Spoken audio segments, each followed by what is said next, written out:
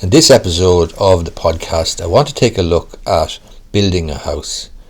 What is the situation with building a house? I believe that there's 3 ways you can do it. Hey, it's Terry Gorry, and this is the Irish Law and Small Business Podcast.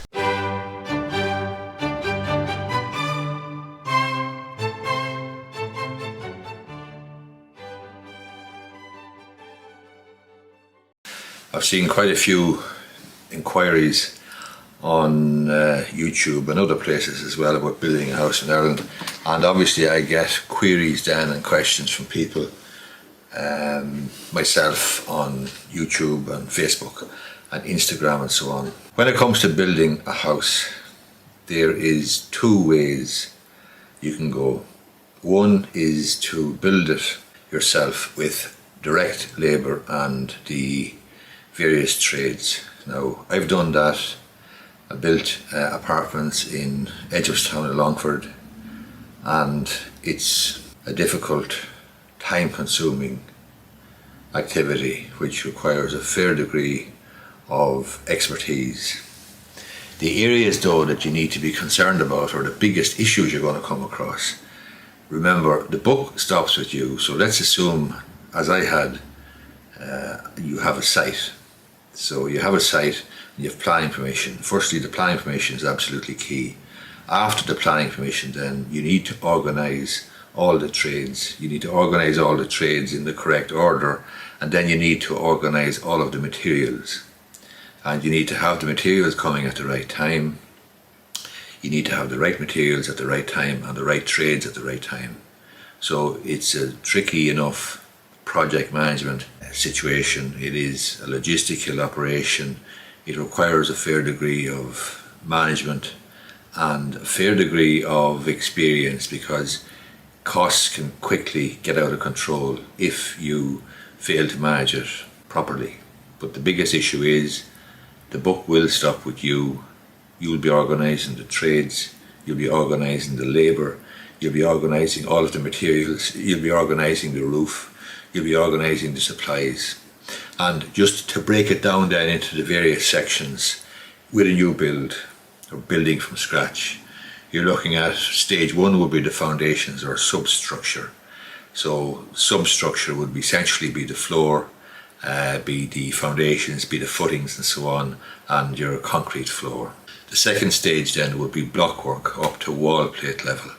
So the block work, you're going to get that carried out. You have to have obviously sufficient cement, blocks, block layers and so on, who will take the block work up to wall plate level.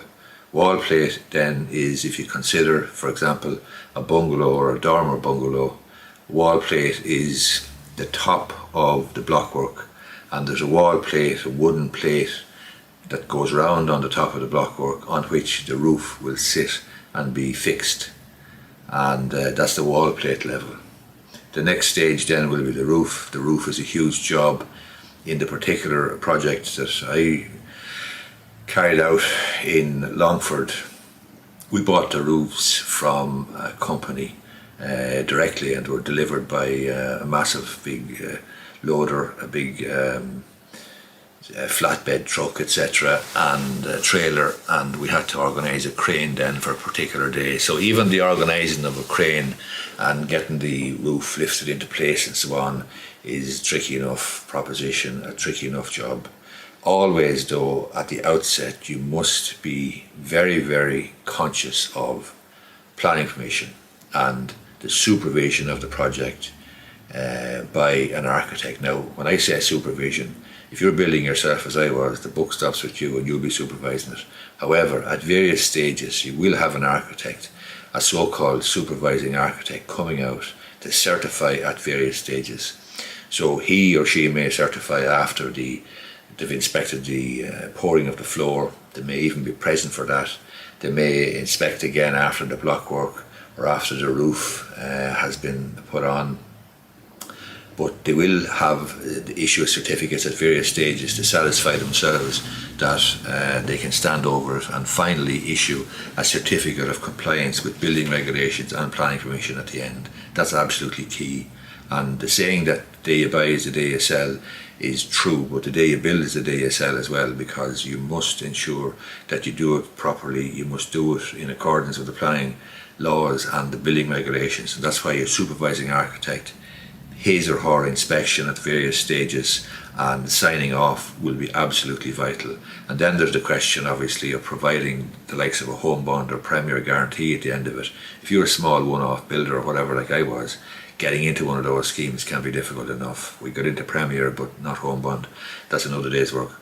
So roof then would be sort of this third stage. Then you've got the first fix. First fix would involve the likes of stud partitions, the cables for the electrics, pipes for the plumbing, floating floors, staircases, windows, window boards, exterior doors, internal door linings, first fix plumbing, first fix electrical, underfloor heating if you're getting that. Then the next stage would be plastering internally, skimming and so on. Then you're looking at second fix. Second fix would be skirting boards, internal doors, light switches, plug sockets, plumbing appliances, kitchen, and so on. And then the final stage is completion and sign off by your architect or engineer.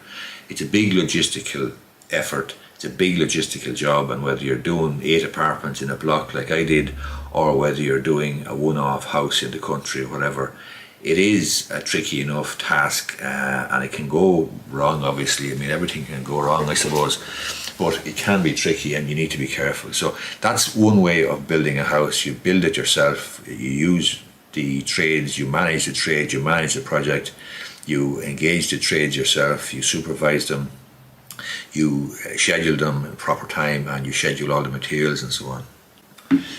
Second way to go is a simpler way, an easier way. And that's where you'll get a site, you'll have planning permission, and then you'll put the building of the house out to a building contractor. The building contractor then will enter into a contract with you, and he will be responsible for the building, the property, building the house at a specific price. Now, the contract then is important, obviously, because you want to ensure that you're protected in the eventuality of budget overruns, cost overruns, materials prices rising, and so on. So the likes of the various phrases or various provisions in the contract to deal with that is important.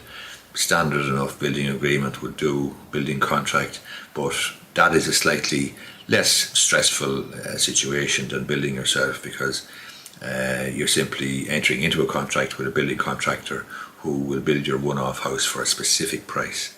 The third situation or scenario you might look at would be a sort of a fixer-up job, just in relation, to the second one. So the first one I did the apartments in Longford. The second one then I engaged a builder to build a house in Belturbet in Cavan for me near Ahalane Bridge.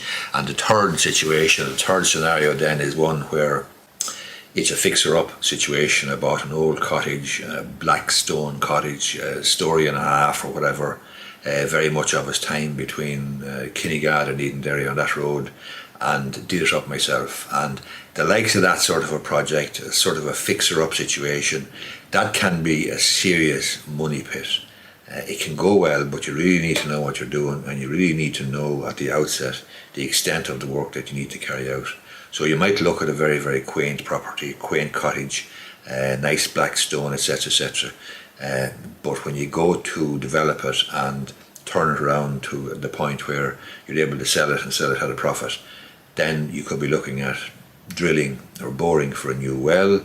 You could be looking at a new septic tank or EnviroCycle or EnviroCare, a sewage treatment plant, and so on. In other words, the services could be very rudimentary. You have to put them in, and you're looking at A, planning permission, and B, significant expense. Then obviously if you have a story and a half of a cottage, a stone cottage or whatever, and you're going to carry out work on it, the likelihood is you're going to need planning permission. So that's another thing you need to consider. Those types of fixer-upper situations can be alright, but can be money pits, and you really need to know at the outset the extent of the work that you're going to need to carry out, and you need to be able to cost it with realism and effectively. So that's sort of an overview of building a house in Ireland. And building a house obviously the easiest way, starting with a fresh slate, as it were, a clean slate, is not the fixer-up route, but with a site. And obviously then you're either going to manage the thing yourself, which is difficult and you need experience, or you're going to engage the services of a building contractor, and you'll have a supervising architect or engineer who will check the thing from time to time and issue the certificates, check that the planning is being adhered to, and check that the building regulations are being adhered to. Thanks a lot for listening, and don't forget to subscribe so that you won't miss an episode.